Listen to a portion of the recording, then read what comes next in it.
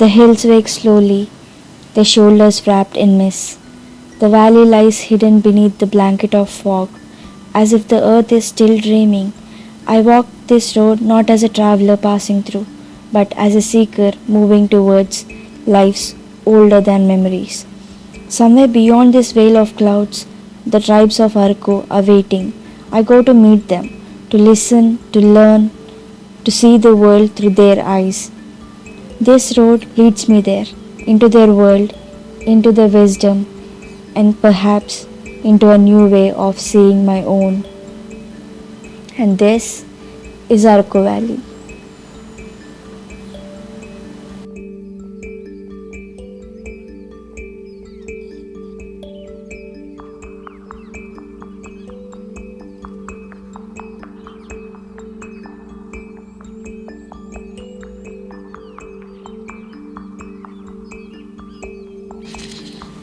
I entered the village with no knowledge, no map, only the silence of the forest guiding me.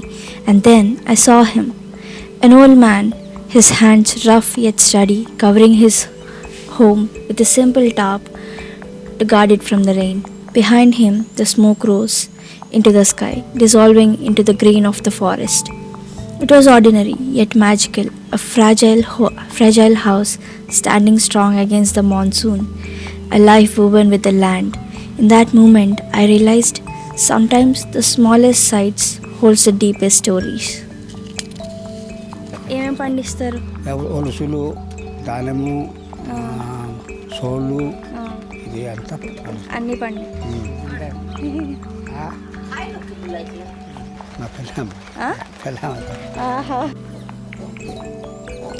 As I was entering their house, I could feel the warmth even before stepping inside. The terracotta roof above me carried the weight of the rain, each drop sliding down the mud walls like a song of season. From outside, it felt humble, fragile even. But within those walls, there was a glow of fire, of food, of a life lived close to the earth.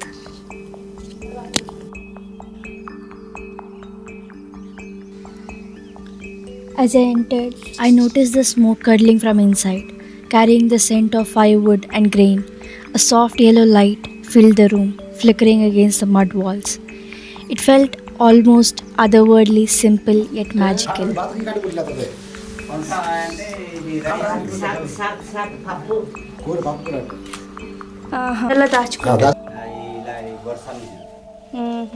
అందుకే కుండలో పెట్టుకుంటే విత్తనాలు బాగుంటాయి.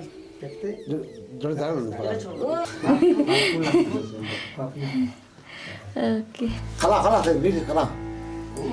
మీకు ఏమేమి కూరగాయలు పండుతాయి ఇక్కడ? అన్ని రకాలు పండుతాయి.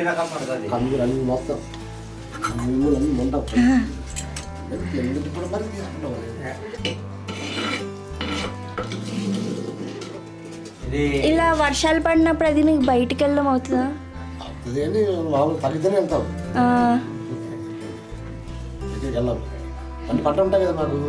పంట ఇప్పుడే నిత్యం ఉంటుంది పంట. ఇది కుండలో కూర పెడితే టేస్ట్ ఉంటుంది. కుండలో వండుకుంటే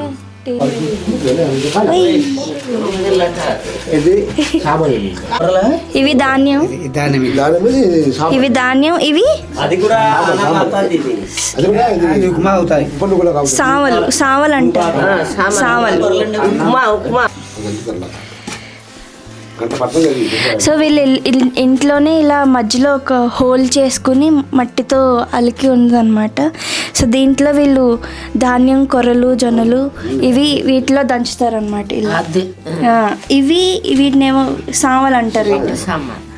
వీటి ఇందాక ధాన్యం చూపించా, ధాన్యం.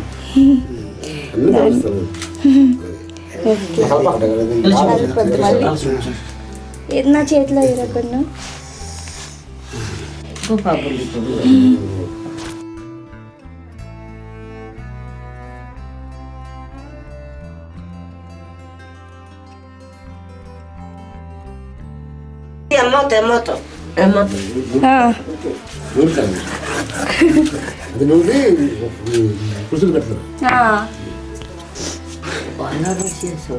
ఆహా, ఇక్కడ ఏమన్నా పెట్టుకుంటారా పైన? ధాన్యం ఇవన్నీ పైన పెట్టుకుంటారు మీరు. కింద ఉంటే ఇది అయిపోతుంది కదా.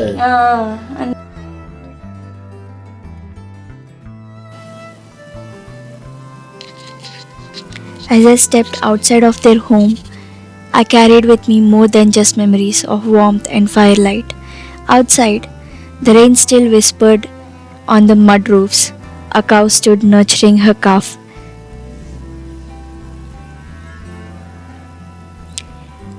And an old woman bent low, gathering cow dung from the road with the patience of centuries. To the eyes, these moments may seem ordinary, but to me, they were extraordinary. Poems written in earth and rain, in smoke and silence. It was here that I realized this journey was not just about filming a tribe, it was about listening to the land, to their lives, to the unseen beauty in acts. So simple, they are often overlooked in their way of living. I found a mirror to my own search, a vision shaped not by what is fleeting, but by what endures.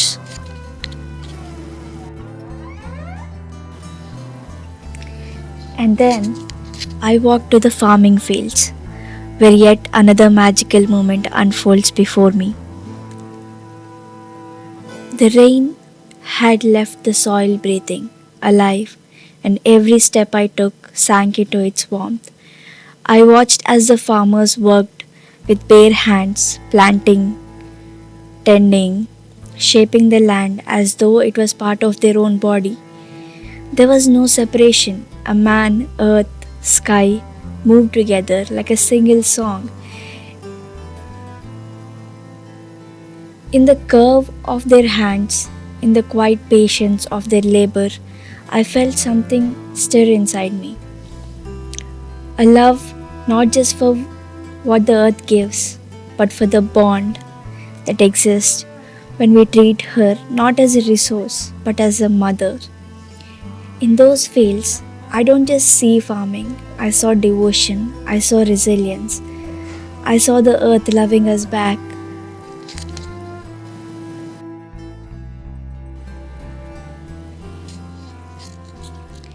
In the fields, I understood farming was never just labor, it was prayer. Every seed placed in the soil was an offering, every drop of sweat a promise. The farmers moved with grace that comes from generations of listening to the land, knowing when to bow to the rains, when to trust the sun, when to simply wait. I saw how the fields held their stories of hunger and abundance, of storms and stillness.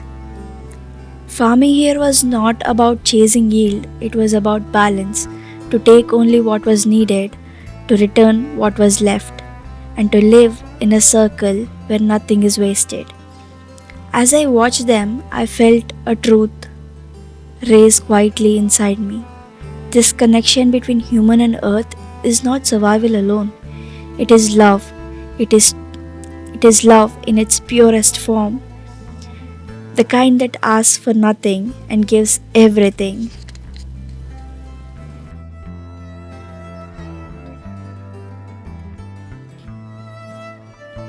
In these fields, I learned something deeper. The people here do not farm for profit, not to chase markets.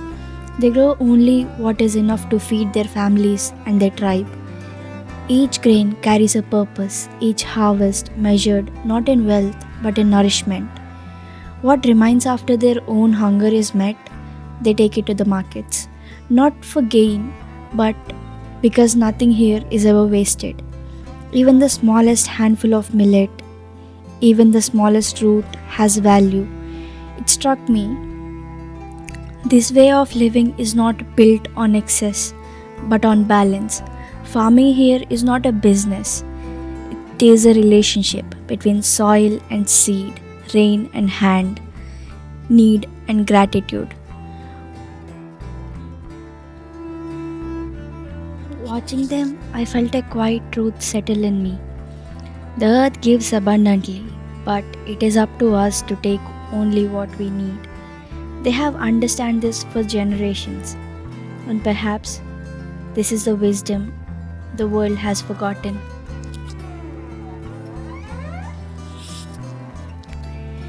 In another village, I came upon an old couple by the fireplace, the cold pressed against the walls, yet inside there was warmth of fire, of togetherness. Wrapped in thick blankets, they sat shoulder to shoulder, drawing tobacco deep into their lungs, letting the smoke slip gently from their mouths and noses. It was almost ritualistic, the fire crackling, the smoke waving patterns around them, the silence broken only by breath. Watching them, I felt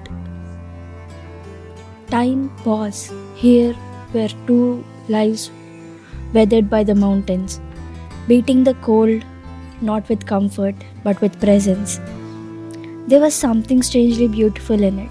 Two souls wrapped in smoke and warmth, sharing not just fire but a lifetime.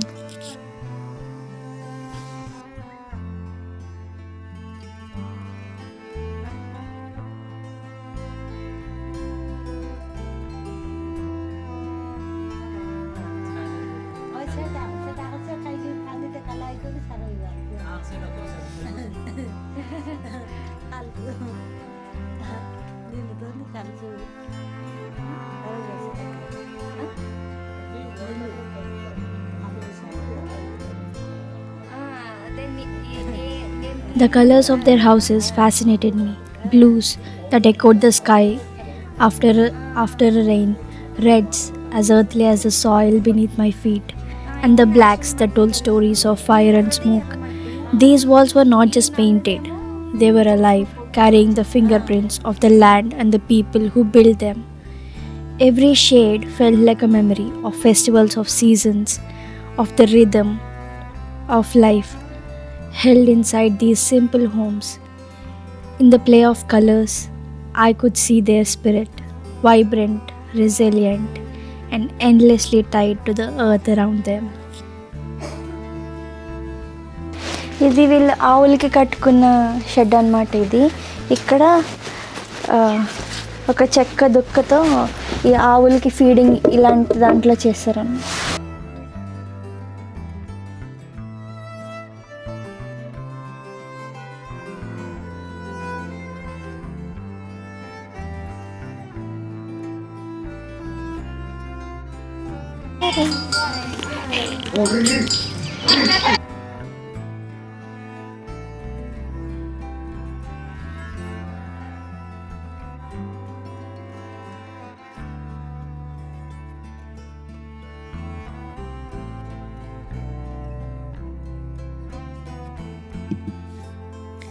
After that, I walked alongside a few women heading to their fields. They looked back at me with curious eyes, unsure why I was following them. For them, it was simply another day of work, steps taken countless times, tasks repeated through seasons. But for me, it was something more. In their footsteps, I sensed the beginning of another story, one that wasn't hidden in books or captured in headlines, but in the quiet endurance of their daily lives. What they call routine, I see as resilience. What they carry as duty, I carry as discovery. Every turn of their path felt like an invitation, not to understand fully, but to witness a way of life where labor is love and where stories are hidden in the smallest moments.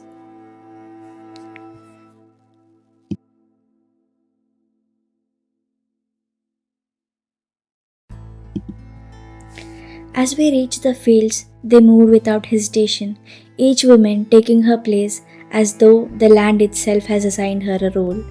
Their hands sank into the soil with a rhythm that spoke of memory. Moments thought not yesterday but generations ago. I watched them cut, gather, saw, their voices rise in soft conversations, sometimes laughter, sometimes silence. To them, it was labor. To me, it was choreography, an unspoken dance between women and earth.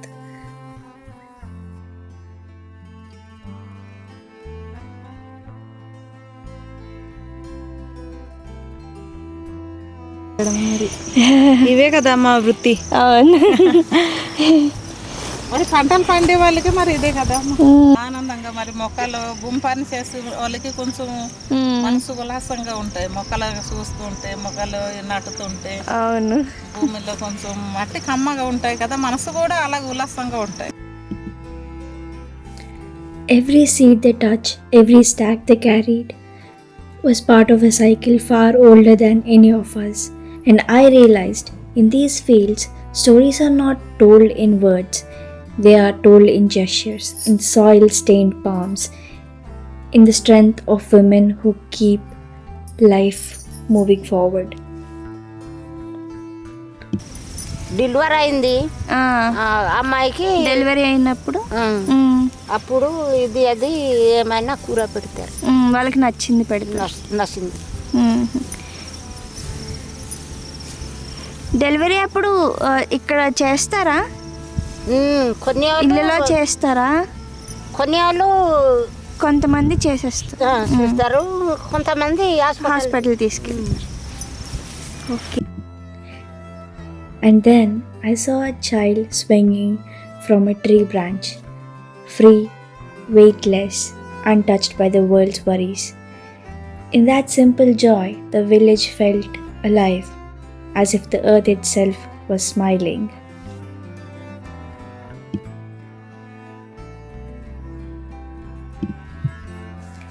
Then I walked into the coffee plantations where pepper creepers climbed high, wrapping the tall trees like sacred threads.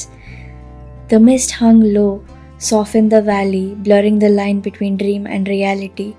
It felt unreal, as though I had stepped into a world the forest itself had hidden away. But this was no illusion, this was life. For the people here, these plantations are more than fields. They are survival, stories, and sustenance. Coffee and pepper are the lifelines that connect them to the outside world, yet they are still rooted in the valley's soil. Still grown with hands that understand patience. In every leaf, every vine, I saw resilience. In every harvest, I saw not just commerce but continuity. And in the midst of Arco, I felt the truth here. Nature is not tamed, it is embraced, and through it, the people endure.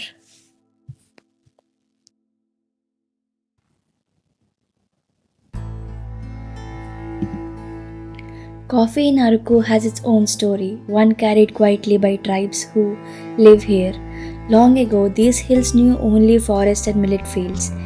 It was in the early 1900s, under colonial hands, the coffee first arrived in this valley.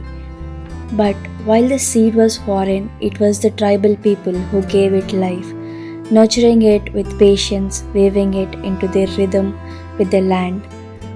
Over time, their plantations spread across the slopes, sheltered by tall trees and nurtured by the valley's rain. For the tribes, coffee was never just a crop. It became a bond with the earth, another way of living in balance. Alongside pepper and millets, it grew into their daily lives. Rooted in tradition yet carrying whispers of a global story.